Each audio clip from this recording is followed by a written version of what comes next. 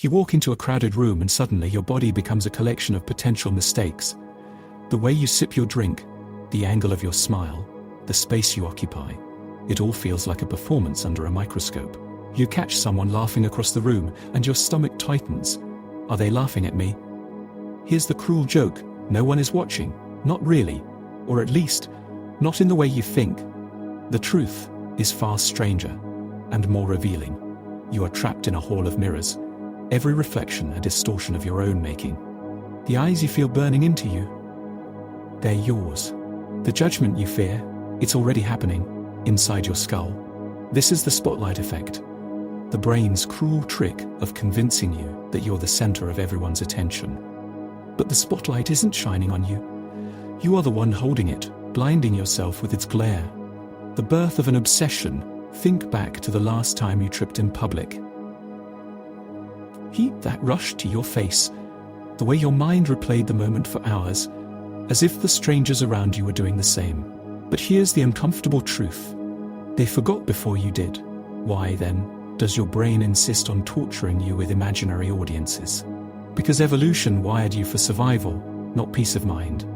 In ancient tribes, social exclusion meant death. Your ancestors needed to obsess over their place in the group, to scan for disapproval like a gazelle scans for lions. But the spotlight effect isn't just a trick of perception, it's a symptom of something far deeper, a glitch in the very way human consciousness constructs reality. You don't just think everyone's watching you, you experience it as an objective truth, as undeniable as gravity. But why? What dark alchemy of mind and culture could make an illusion feel so real? The Mirror of Consciousness, Jean-Paul Sartre captured this perfectly. Hell is other people. But he wasn't talking about judgment. He was describing the inescapable fact that we only know ourselves through the imagined gaze of others. Your sense of self isn't some pure, internal essence. It's a collage of reflections. What you think others see when they look at you. The child praised for being quiet becomes the shy one. The student rewarded for correct answers becomes the smart one. These aren't identities, they're performances solidified through repetition. Carl Jung saw this as the birth of the persona. The mask, that grows so comfortable we forget we're wearing it. But here's the tragedy. The mask was never meant to fool others. It was meant to fool you. The neurological trap modern neuroscience reveals an uncomfortable truth. Your brain is a prediction machine, and it hates uncertainty. When you enter a room, it doesn't wait to see if people are judging you. It assumes they are, because that assumption kept your ancestors alive. The anterior cingulate cortex, your brain's alarm system, lights up at potential social threats with the same intensity as physical danger. That rush of shame when you stumble over words, it's not proportional to the event. It's a fire drill your brain insists on running constantly, just in case. The cult of the individual. Here's where modernity twists the knife. For most of human history, people saw themselves as part of a collective, a tribe, a religion, a community. Dead.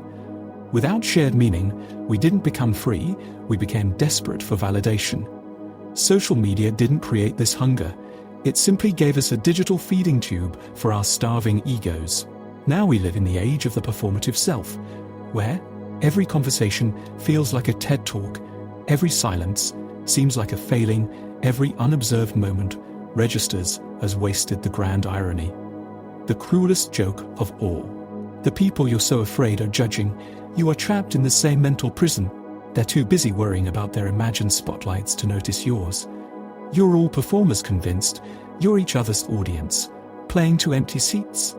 The spotlight effect doesn't just distort your perception, it actively rewires your life. Like radiation, its damage is invisible at first, accumulating silently, until one day you wake up and realize you've been living a footnote in someone else's story that was never being written. The paralysis of hyper-awareness. Every social interaction becomes a high-wire act without a net. That brilliant idea stays locked in your throat, because what if it sounds stupid? Opportunities pass because I'm not ready to be seen yet. Relationships remain shallow. You are not connecting with people, just managing their perceptions. This is how potential slowly suffocates. Not with dramatic failures, but with countless unseen surrenders. The German philosopher Martin Heidegger called this the Bay Self, a life lived according to what one does rather than what you might do. The distortion field your brain begins editing reality. In real time, a neutral glance becomes pity, a pause. In conversation reads as disapproval, laughter nearby must be at your expense. Harvard researchers found it takes just 200 milliseconds for the brain to decide if a face is judging you. That's faster than conscious thought. You were not interpreting social cues, you were hallucinating them. The attention economy's perfect victim, social media, didn't create the spotlight effect, it weaponized it. Every post becomes a performance metric for self-worth. Likes register as tribal acceptance on a primal level. The 3 a.m. scroll through old posts isn't vanity. It's existential accounting, the most insidious part. These platforms amplify your delusion of being watched while simultaneously proving how little anyone actually sees you. That vacation photo you obsessed over, 97% of scrollers didn't even register it. The ripple effects this warped perception creates collateral damage, decision fatigue. Every choice becomes a calculation of hypothetical observers' creative sterility. True innovation requires the freedom to fail publicly, emotional exhaustion. Maintaining fictions is cognitively expensive. An Oxford study found people overestimate how much others notice their emotional states by 40–50%. You walk through life convinced your inner turmoil is visible to all, when in reality, you rear as opaque as everyone else. The turning point there comes a moment, often in your 30s or 40s, when the math stops working, when the energy required to maintain the performance exceeds any possible reward. This isn't midlife crisis, it's midlife awakening. The question isn't why does this happen, but what will you do now that you know? The moment you realize the spotlight is an illusion is the same moment you discover true freedom, not by stepping into the light, but by realizing there was never any stage to begin with. The first radical act, stop performing. Most self-improvement advice worsens the problem. It tells you to craft a better performance rather than question why you're performing at all. True liberation begins when you practice social disobedience, wear the mismatched outfit, be the first to dance at the wedding. Say I don't know, with confidence. These small acts rewire your brain's threat detection system.